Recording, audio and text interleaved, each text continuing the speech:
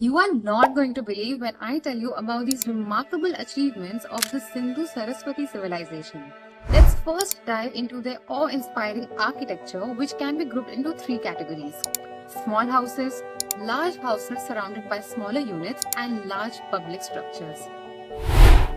Impressively, even the smallest houses were 2 to 3 stories tall, complete with bathrooms and intricately carved doors that became part of the Indian culture for centuries to come.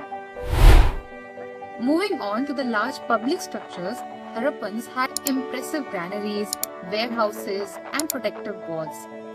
This civilization also houses world's earliest stadium with terraced stands at Dholavira and Junikuram. Unlike its contemporaries in Egypt and Mesopotamia, the culture lacked magnificent buildings such as palaces, monuments, and tombs for the elite. On the contrary, most buildings were large-scale public buildings or practical residences meant for the convenience of everyone. This was the first complex ancient society in the world based on egalitarianism. This will continue to be the kind of village life till much later.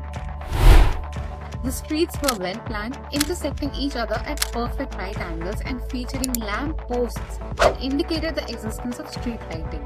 Such town planning and civic sense was not even seen in the 19th century's London and Paris. The sanitation was well looked after and the garbage was disposed well outside the city. The ratio of 5:4 was commonly used in town planning of Harappan cities.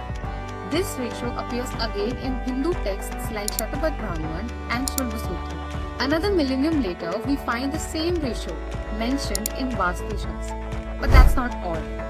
The civilization was also capable of astronomical observations as evidenced from the alignment of Mohenjo-daro with the star Rohini. Moving to the water management and harvesting technology, this civilization had the earliest form of engineering in the world.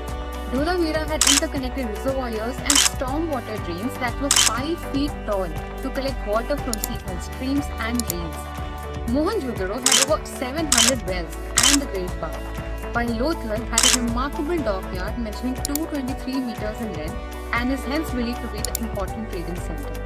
Step wells, a prominent feature of Indian architecture, find their origins during this period. Flush toilets were used in the so-called Western style. All houses had access to water and drainage facilities. Wastewater was directed to covered gravity sewers. People had developed water storage systems called barns to trap rain in the semi-arid regions. Stone walls were built along the slope of riverbeds to serve as dams and for diverting the water into canals for irrigation. And the most amazing part, the walls and foundations of these structures still stand strong after several millennia. It's truly mind-boggling to think about how advanced this civilization was. Don't forget to hit that follow button to see the second part of the video.